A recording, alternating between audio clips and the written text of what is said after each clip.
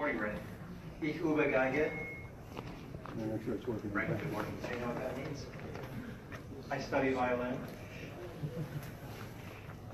My mother's German, and so in high school I took the easy route and took German classes because I spoke German fluently. And we used to study things like Ich übe Geige.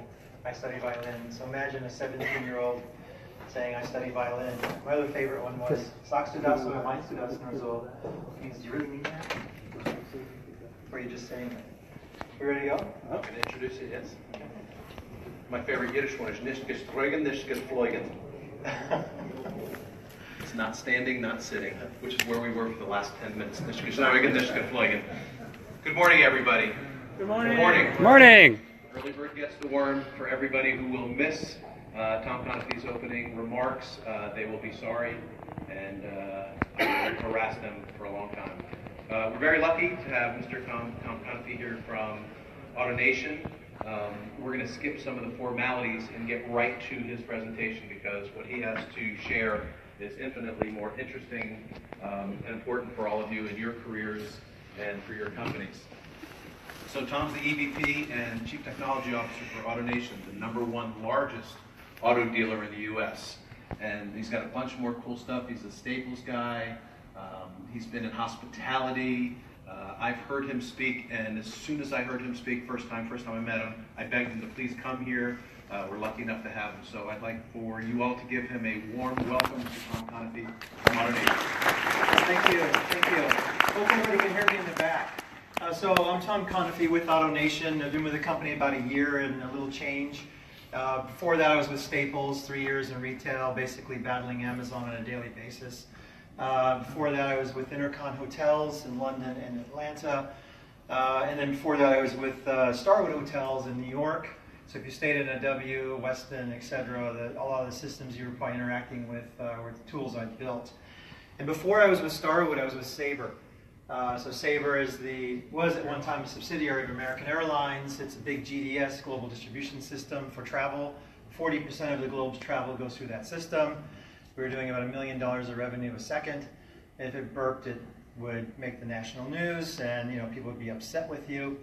I was the chief architect at the time for that system, and thank goodness my entire tenure, the system was running at 100%, which is what it should be. It was at the time the world's largest computing complex, buried in a big data center in Tulsa, Oklahoma. 4 football fields. There was no backup. We were basically N+1 type configuration. And we were also the backup to the U.S. government. Should there be some issue, they would have wiped out the Sabre platform and then loaded all the military capabilities onto our platform. We were running TPF. Anybody know TPF? Transaction Processing Facility Engines. Most fantastic operating system ever built. Basically lets you code in the metal. So we had 50 million lines of assembly code. Does anybody know what a fig leaf is? Covers your junk? No. Fig leaf was the reference card from IBM, and it was green at one time. Now when you buy them, they're yellow. So if anybody's done BAL, you would know what a fig leaf is. Anyway, long story short, so I was with Sabre. Before that, I was with a competitor called Galileo, which is now Travelport. And then I started my kind of airline career at United Airlines in the mid-'80s, put in all the technology that you see running in the big hubs. I remember skateboarding down Concourse B and C at O'Hare Airport on August 4th, 1987, when we opened that airport, because I knew it would never be empty again. I had built all these systems. I was 25 at the time. And before that, I was in I'll say the East Valley. I was in Walnut Creek, if you know the Bay Area, and we were working on something that was called paperless office technology, which was really kind of the dream at the time. This is in the early 80s. And we were trying to do what is now really Office and Windows. So we went to Xerox PARC, and so Xerox PARC PARC stands for Palo Alto Research Center. Xerox at the time was doing some heavy research, and they had the first rodent. They were trying to craft graphical displays. Back in those days, you had the big monochrome systems. Everybody's walking around with lab coats. These are pretty big forehead people. And first met Gates there, because his team was looking at the graphical computing. He used to always do this with his glasses. He's driving me crazy. He's like, come on, Bill. Tape them to your head, for God's sakes. And then Jobs was there as well. To this day, I'm not anti-Apple, but I'm not an Apple fan because Jobs is the total tool, even back in those days. So we were doing a lot of heady research, and so I was fortunate enough to be given the opportunity to write something we called Master Menu, which is like the Windows kernel. And unfortunately, Bill and his dad had already locked down IBM. They had the DOS arrangements and so forth. So we ended up selling our stuff, and this is 1982, to Control Data, AT&T, NCR, and Philips. I also don't have a degree. One day I'll go to school and actually get a degree. I always promised my dad that I would get a degree one day. And so I was accepted at Berkeley, or Berkeley for the locals. And then I was sent to Holland to teach these PhDs how to write software from Philips on top of the stuff I just written. So my background was really in software creation, things of that nature. I've been fortunate enough to be in companies where you had the ability to innovate, and that's really kind of the key messaging I want to bring out today. I only have like 20 minutes. I know we started a little late. Feel free to stream on in. This will be kind of free form. For those of you who don't know what AutoNation is the nation's largest dealership company. We're a Fortune 130, 21 billion in revenue, and bottom line is it's been formed here in the Fort Lauderdale area. There are about 12,000 dealerships across the United States. We have 260 something of them, and that makes us the largest. So we're actually small relative to the big scheme of things, but nonetheless, AutoNation is pretty strong in Florida, Texas, etc. One of our capabilities that we've got is not only can we sell you a new car or a used car, we can take it apart. So as a company, AutoNation is in a situation where there's an industry transformation taking place now. Shareable vehicles or fractional ownership, you've got autonomous cars coming, connected vehicles. So from a technical point of view, it's actually become a very hot space. FinTech was all the rage a few years ago. Now it's Autotech. Everybody and their brother wants to get into cars somehow. And so you've probably seen, we announced a relationship with Waymo. So Waymo is a subsidiary of Google, and they're testing their driverless vehicles in the Phoenix area, and we're working with them to provide support for their devices and also their, for their vehicles. And should there be an accident, because right now there's only a very, very small percentage of self-driving vehicles, and these self-driving vehicles are actually being taught to follow the rules. How many of you always drive the speed limit? How many of you adhere to all rules? I'm new to Florida. I can tell you that I don't know what happens in these schools here. They don't treat drivers that's for sure. You break 2,000 rules before you get a ticket. That's right. That's right. Blinkers are like disabled on cars that you buy here in the state. But anyway, you have to watch for the head bob. If the head bob's happening, then you know something's happening. But anyway, long story short, with autonomous vehicles, basically very high tech. There's data centers in the trunk, basically, all kinds of sensors on there, and you have to ask yourself, as a business like AutoNation, how do we play? So I'm a CTO, so I have all the normal challenges of a C-level executive in any company, which is, look, you want to delight the customers, you want to improve your revenue stream and growth and so forth. Your boss is holding you accountable to that. The board is holding you accountable to that. So as a technician, our responsibility is to be able to show the way. And I want to encourage you to do that. I talk to my teams all the time. You got to put yourself in harm's way. I'm not saying take bullets like my dad did in Vietnam. I'm saying, put yourself in harm's way in terms of believe in something, get it done. So many years ago when I was at Sabre, so I had built these consumer booking tools when I was with United and with Galileo. And this newfangled web came along. I've been already using the internet for a long time. Remember Archie? Anybody remember Archie? Anyway, long story short, the web had started to take off a little bit. This is in the early stages. And a colleague of mine, Terry Jones, and I had this concept that really wasn't that radical, but we just believed that the time was right for a consumer booking tool, and let's use this new access delivery method of the web to do that. So, we go into, I'm the chief architect, he's a senior executive as well. We go into Crandall's office in Dallas, and Crandall is like my dad. He's a hard driving New Yorker, smokes, no one's allowed to smoke, but he smoked, and cussed like a sailor. So we were in there we're making this presentation and like, Bob, we believe we should build this this capability, so that people can book travel at all times and all hours, and then have the convenience of what they want to do. He basically told us to F off, smoked in our face, and so we genuflected our way out of the office, and we didn't take no for an answer.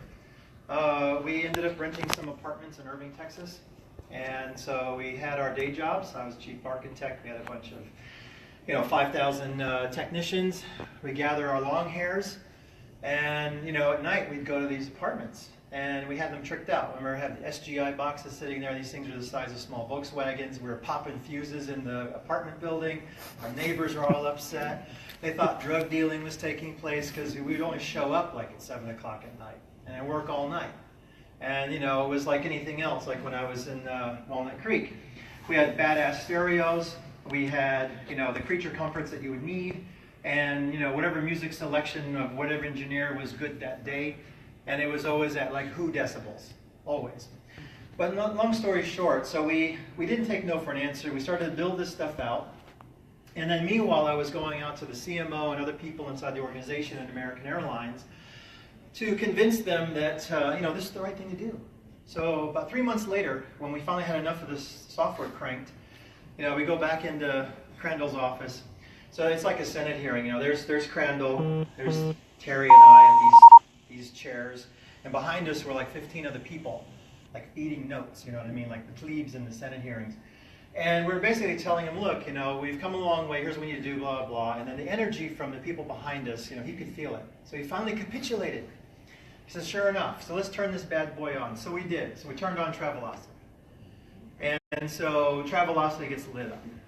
The next frigging day. Remember this guy? Expedia. They turn on Expedia. Those fucking bastards. And the next day, Larry and his boys turn on eTravel at Oracle. So the point here is, if you're leading teams, or if you're part of the teams, or you're an individual contributor, the point is, if you have a passion, if you have a belief, if you have a view, and you think technology can make a difference, put yourself out there. Make it happen. We had no idea.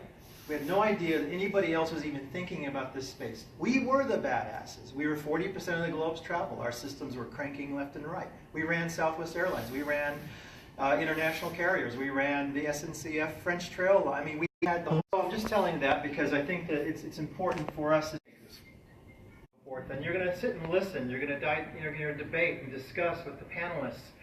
And all of this is about, it's making your enterprise stand out somehow. Your job as technicians is to help show the way for companies in terms of the art of possible. And if you don't, it's a daunting task. It really is. I mean, there's so much going on out there. I got budget constraints. I don't have the resources. My systems suck. The platform isn't good. I got to rewrite this stuff. I got to refactor this thing. I can't find the people. I mean, right now, my organization, I think we have 25, 30 open positions. It's harder than hell to find people. It really is. I mean, they're out there. People drool and stuff. But I mean, are they capable? Are they really engineers? we got to change the name. ITPalooza, I can't stand IT. IT doesn't, that's a 1980s thing to me. It's technology. So I'm transforming the IT function that was at AutoNation into a technology organization. And it's chalk and cheese. It's very different. And if you're a leader or if you're leading teams, you know what I'm talking about, and it's your obligation. The engineers that are coming out of school now want to work on great stuff. They want to make a big change in the marketplace. And yet you have business obligations, and you're trying to bring that talent to you. So, make sure that the work environment is conducive to the people that are out there now. So another story is when I was in Walnut Creek, I did a big speech at Moscone Center to 5,000 of my closest friends on high availability computing and graphical computing. This is in 1986. And I used to pitch in high school, and I had this thing with toilet paper, and I'd take a piece of toilet paper square and I hold it up and talk about instruction sets. Remember the fig leaves out there? So this would be like an instruction set. And then I would talk about I/O being your enemy, and I'd grab the rest of the toilet paper, and I'd throw a hot strike right down the middle into this audience, and some poor fool, 40 rows out, was hit with this thing, and the toilet streamed. I go, that, my friends, is an IO, and that's very expensive, and you don't want to have that happen.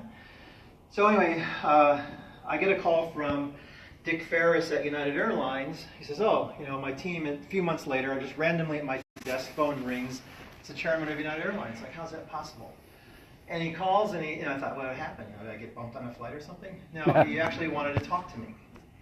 And so I show up at SFO pretty much in the same attire I'm wearing pretty much right now, maybe rattier jeans. My mother's German, so I never was allowed to wear t-shirts. I always had collared shirts. And they wouldn't let me on the plane. So I'm not dressed appropriately. And I also had like flaming hair at the time too. And so I handed them the letter from Dick, said, just tell Dick I'm not going to make it. And they all panicked, the chairman, tell the chairman this guy's not going to make it. So they rushed me onto this plane, fly me to Chicago, put me up at the Westin. At the time, United Airlines owned, had United, Westin, Hilton International, and Hertz. We said, Joe, just buy McDonald's, man, and you're done. You get the whole schmear. So I thought that was weird. I get on the plane, go to the Westin. Next day, show up in the office pretty much in the same attire. And my friends back in California, oh, you're going to be responsible for lowercase e. You're going to go to this massive organization. You're going to be off in the shelf somewhere. Just lowercase e. Whenever they need that, they're going to call you. And so I go through this interview process, and essentially they wanted to rebuild the whole airport experience, and that's how I got to United Airlines. But part of it was I negotiated that I wouldn't wear a monkey suit. So no suits and ties. I've not had to wear them to work on a daily basis since forever. And I won't go somewhere if I have to. I just won't. It doesn't matter. And then secondly, I wouldn't cut my hair unless I wanted to. Because it was a military type culture, which I was raised in. My dad used to buzz our hair, all that stuff. And long story short, I'm just telling you that you've got to create work environments that cater to the staff you're trying to attract, not the pristine nature of what your company thinks is what it is. So you have to break some glass sometimes. And so I'm just saying, if you're not in that model, you're competing against that model. So you've got a person with a backpack. They want to show up at noon or 2 and work until 3 in the morning and do it again the next day, because that's the way they want to work. If you're going to force them to be at their desks in the morning, then you're going to lose those people. And if you aren't doing that, your competitor is. Or someone else in the same area that you are in is going to take that resource. And so that's why the war for talent is real out there. And if you don't get all this stuff right in terms of setting the direction for your company that you're part of, this is your next job.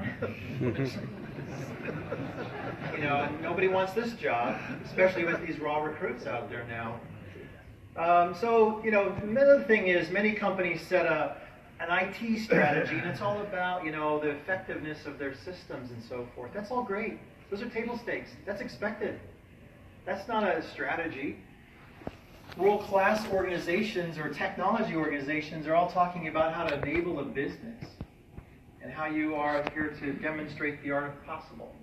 See around the corners. Innovate. No matter how much money you do have or don't have, or the resources you do or don't have, you can always do innovation. When I was at Intercon Hotels, I used to say to my team, I had like 4,000 developers, and I said, look, we had incubation capabilities, we had a patent process, we encouraged people to come up with great ideas, we built these things we called caves, which are basically labs. And I had some ducats, and we would throw ducats at them for, they needed some devices or whatever else it was. We're talking peanuts. I mean, I think it was maybe $20,000 that somebody would spend. And the only rule I had was, don't burn the hotel down, and don't electrocute the guests. Everything else was okay. Because when you're trying to tell somebody to think out of the box, you don't want to put them in a box. So that's why it was, within reason, just don't kill the guests. And so that generated a whole lot of things. And we also created a number of patents there. When I joined Staples, we didn't have any patents on technology. But we created this innovation element. We did these things called 24s. So on a Thursday at noon, we would go into our corporate auditorium, which is bigger than this room, actually. And we would meet with, whoever wanted to participate in the 24 would show up. So we'd have like a few hundred people, probably as many as are in this room right now. And we'd have some business people maybe talk about some of the things that are going on in their business just for shits and giggles. This is outside of budget. This is outside of project portfolios. This is just stuff that's on their mind. And the teams would then break away for 24 hours, literally, and come back the next day and do the dog and ponies on what they created. And from that, we generated over 300 systems, enhancements, and in some cases, brand new products. And in many cases, has led to about 15 patents. That was something that just didn't happen before I had gotten there. And so I just gave them permission to kill. And we just said, look, for 24 hours, we're going to let you do this. And meanwhile, we're retooling the infrastructure, building a service layer model, microservices. We built our own paths because our scale was enormous and we couldn't, licensed technology just didn't make any sense for us. And as those capabilities got better, our teams were creating disposable applications because they could just link things together. And voila, you had this disposable application that could run for a back-to-school weekend, and then the thing was shit-canned. And so when we started doing these 24s, people were assembling products, and they were actually building real things. So we had a guy that built a mobile app where one of the confusing things at Staples is when you want to buy some ink. So you go to the store, and there's like this wall of ink. And you're like, oh man, what printer do I have? Can't remember. And then you try to think about it. And then you might put some parameters in. So we built this thing where you could literally do a voice recognition capability. So you say, well, I think it's an HP inkjet something or other. And that was about it. And then you'd hold your phone up against the wall, and it would draw a little red LED box around the area of where that ink probably is. So, is it going to turn the world upside down? No. But the point is, we learned a lot by doing that. We could tie into the way the store's contents were laid out. There's something known as a floor plan, so you know where everything is in the stores. And then we started using some machine learning capabilities to help the stores figure out where products should be. If you go into a grocery store, sometimes you wonder, okay, let's talk about bananas for a second. You got bananas where? In produce section. Makes logical sense. It's been that way since the cavemen, right? But you can buy bananas in the ice cream area. Why? Because somebody wants to make a banana split. You can buy bananas hanging off of the thing near the baking goods because somebody wants to make banana bread. If you don't really think about it, you're like, well, why would that be logical? Well, it is logical. And that's because there's associations. And so we were using buying habits and shopping habits and things like that to help the stores figure out what's the most optimal way to arrange everything. And in a retail world, that matters. What's on the bottom shelf, the middle shelf, at your eye level. So your colleagues around you, because if you're an individual contributor, that's cool. My dream is to become an entry-level programmer again. It was my most fun time of my career ever. It was the creation. That's why I got into this thing. I loved it. It was creation. That you could think it, we could build it. And that was the coolest thing. And solving the problem was the coolest thing. So my point is, let your people, let them unleash them. It's going to help you with recruiting. Because, you got the backpack dude that, has all these options. I can work at any of these companies. I can be very mobile. I can go anywhere I need to. You're in the Bay Area. If I don't like what I like, I go to the next company, one exit down on 101, BFD. Not a big disruptor in my life, but I got an extra 10, 15K a year. So the war for talent is real, and I think that we as technicians and leaders have to understand that. You got to understand your environment, the good, bad, and ugly, right? Some things are working well. Do a self-assessment. Do a self-assessment. You'd be shocked at how that's not always done. And you got to think about what's the business strategy? What's the system's health like? What's your competitive threats? And what are the... You got to put the game face on and get really serious about this. It's about, you don't have... No one said, Tom, we'd like you guys to build this thing. Blah, blah, blah. It didn't happen that way. Did not happen that way. Anybody done Hertz #1, found your name on the sign? I built that system. And that was done also in almost a skunk work. My last project at United Airlines was, I had a bunch of long hairs, and we were told to build an outdoor signage system hanging on the building so that from the back of a 747, you could see what the fuel needs were, catering needs were, messages to the pilot, messages to the crew. There was a shot clock. So at 5 Europe, and you've gone to the big Bahnhofs, and you look at the big signs, like, those things that flip. That's the kind of signs we use. It had to be mil spec, had to support rain, snow, whatever. It was in Chicago. So if you go to most airports now, you'll see signs on the jet on the wall of the concourse, and that's for the crew to understand what's going on. So I built those systems, and then at the time, remember, United owned Hertz. So these dudes out of Oklahoma come down to Chicago and say, look, we got these customer experience things we want to improve upon. And so it was just a brainstorming session. And so I had just built this tool, and I said, well, how about you guys go away for a while? And I said, first off, do you know who's renting what? Yeah. Do you know if the car's ready to go? Yeah. Great. That's all you need. So you're just trying to match now. Yeah, that's all we're trying to do. And so I said, okay, great. Give me some sample data, and he would come back in a month. So meanwhile, we had this big hangar, and I had these big signs left over, and they're massive signs. They're like from me to the guy over here, and they're like this big and this wide, and they weigh half a ton. And so I stacked them up. I had like 7 or 8 of them, and then we called these jokers back. And then, we had their system there in front of them. We did a mock-up and said, okay, Tom Conophy, car is in C8. And there'd be, Conophy T, C8. And then the next name's down. And they just went ape shit. I couldn't believe it. I said, well, I don't think we want to use these signs because they're massive. So we started looking for other things. And then at the time I was building some stuff for the Denver airport, the little LEDs, the red LED signs. And so we went down that path. And then because most of the car rental places were in a protected area, we didn't have to worry about rain as much. We had to worry about cold and heat. But my point is, again, you have your day jobs, you have your projects that your business colleagues want you to do, but you need to give people some room to think out of the box because they may very well change the course of your business. And your job is to make your colleagues heroes. At this conference also you want to consult with experts. Learn, listen. The big rage right now is AI. Well, it's not AI as in take me to your leader. It's AI as in machine learning. And so, you want to understand what that really means. And there's a lot of ties to this thing. AI is really the stepchild of, machine learning is really a stepchild of AI as an umbrella. So years ago, I was interested in artificial intelligence, and this is in 1988 or something like that. And I'd come across this TI Business Pro device, and there's something called Flavors, which was basically a Lisp container. So I taught myself Lisp, and I started writing some simple applications. The coolest thing was you could re-enter yourself. And that was the cool part, right? That's how you did cognitive theory and so forth. And I had a couple of times I had to unplug the machine from the wall because it was about ready to kill me or something. Because it was running amok. The software I'd written was running amok. It was forking and spawning all kinds of stuff, and it was taking data, and it was going to go off in different directions. I had lights flashing and things like that. Anyway, long story short, AI has now become very self-driving cars. You've got lots of sensors, lots of video, things like that being processed in real time, and then there's manipulation on the steering column, the brakes, and gas. And that's how those vehicles work. They know where they are, right? They have the geocoding, they have all the satellite information.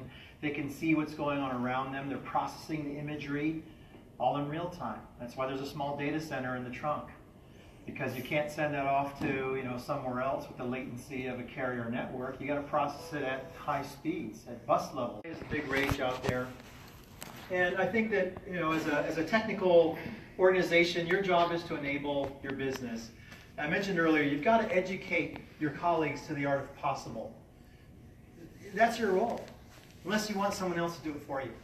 If you're an order-taking function, you need to change that. So what's happened in technology over the last, X million years? You had the mainframe world, which is still out there. Then we've all gone to the PC web, now cloud mobile. Now it's all about machine learning and analytics, right? IoT. And that's going to continue. That's going to continue. And then the drivers for these changes, at first it was just about the enterprises, right? Being able to close their books, et cetera. Then it's gone into digital transformation of companies. And now you have the consumers that are walking around with a lot of intelligence. It's not new news to us. We're all technicians. We get this stuff. But here's what changes in our world. How do you build applications, right? We used to build these big monolithic things, right? Where you'd have an application that was 3,000 COBOL lines of code, or you had something that was, thousands of Fortran and so forth. Then, finally, thank goodness, the K&R guys came along and invented Unix and C, thank goodness. Then we had C++ and so forth. Now we got Java jockeys out there. You've got Clojure, which is a combination of Java and Lisp combined. So there's a lot of new capabilities on the technical side.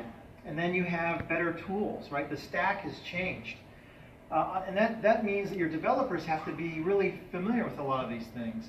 And then on the moving to production, right, DevOps. DevOps is another one of these murky things out there. But the reality is that everybody wants to go from cranking some code to in production without any stoppage. So how do you do that? It's complex. I mean, we're making people think. And then lastly, the interfaces themselves, right? So now we're into wearable devices and things like that. Voice recognition. The hot thing at the AWS conference was basically recognition of video. So imagine that. It's one thing to yell at Siri or somebody to go do something, but it's another if all of a sudden you can hold up a phone and go, well, let's do this. So I just did that. And then in real time, it might process all of you and say, okay, I recognize 37% of the people in this room, and maybe I can do something with it. We're experimenting with facial recognition in the hotel industry for check-in processes. I built a capability where your phone was the key for the room, so we had to change out some locks to make that work. The point is that there's a lot going on in our space, and it's very difficult to keep track of all of it. And there's always a small group of people out there or a company that wants to take your profits from you. This is the next impossible chart to see because I wasn't sure about the room. Blue is stuff you do yourself. Red is stuff that's being provided for you by something else. So each of these columns represent, this side is traditional IT. You do the whole thing, the whole stack, all the way up.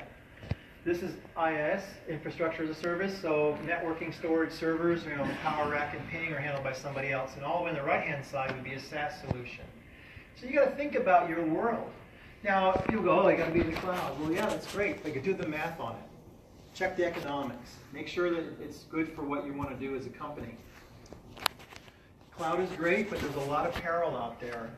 And if you don't watch what you're doing, you're going to slam into that. The big thing right now, cloud adoption for many companies, enterprise companies, is security. Right? You got regulatory things of that nature. If you're a multinational, there are really strict rules out there in terms of where data lives. So you've got to zone the data off. And so that changes the way you process. So you got to think about that. There's the privacy piece, there's insider. Insider is always one of the biggest risks. Then there's data protection and monitoring.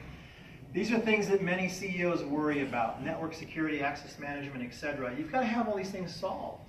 If you pick up and throw a bunch of your apps into the cloud and you have no visibility of what the hell's going on out there, you are very vulnerable. So your security people, your auditors, if you're a publicly traded company, your auditors will be all over you.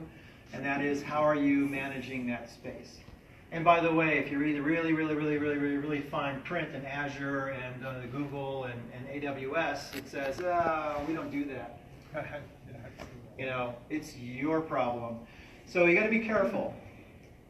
And the other thing that's out there, and I know I got to get going here quickly, I think, is it's not just about all the technical stacks, because those are going to change. It's about the people. It's about your own teams. And are you empowering them to understand how to do work in this new world? And you may have a part of your organization that does and another part that doesn't. That's the two-phase IT, if you want to call it that, or two-phase technology. Bezos, my favorite guy, he basically has these core mantras out there, and that is that everything, all their data has to be exposed. Services have to be exposed. If you don't do that, you're fired.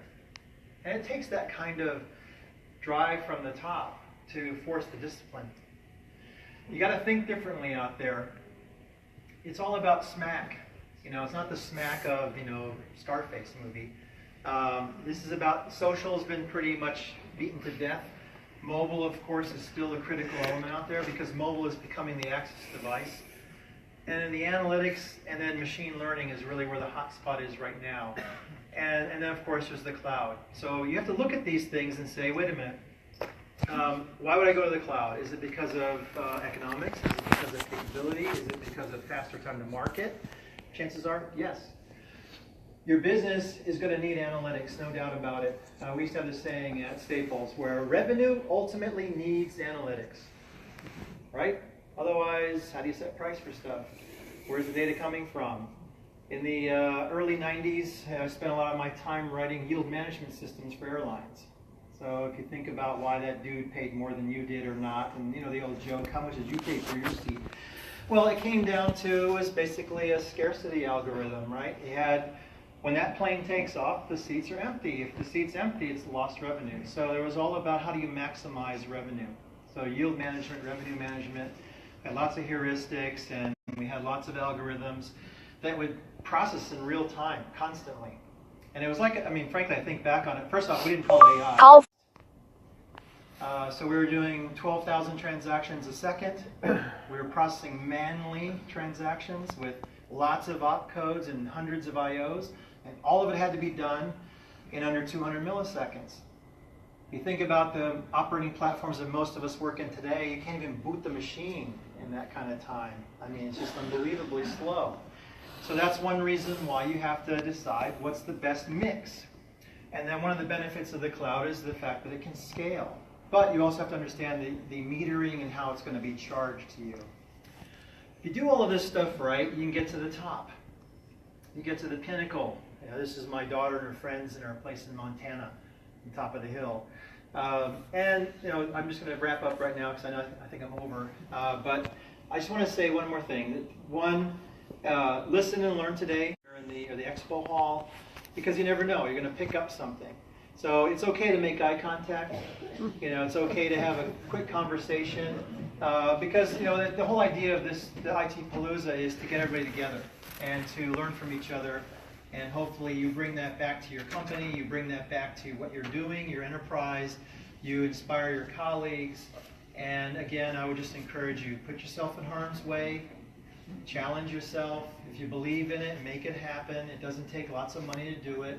The beauty of software is it's software. And you know, if you need to ask your boss for a little bit of ducats to say, hey, I need to buy a gaming system because I want to play with this, that, and the other thing, hopefully they're open to that. And hopefully that spawns great ideas. And time this morning, appreciate it.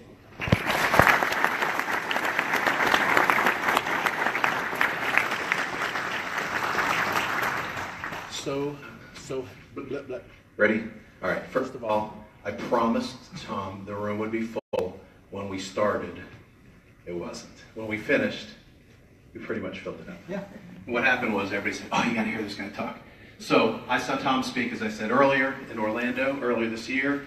Asked him to please come to ITPalooza and raise the bar to the highest level. So I don't think anybody in this room would disagree that it's going to be tough.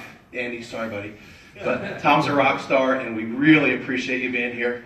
We have a little token of our appreciation for you. No, don't take my book. That's my notes. Oh, it's okay. Yeah.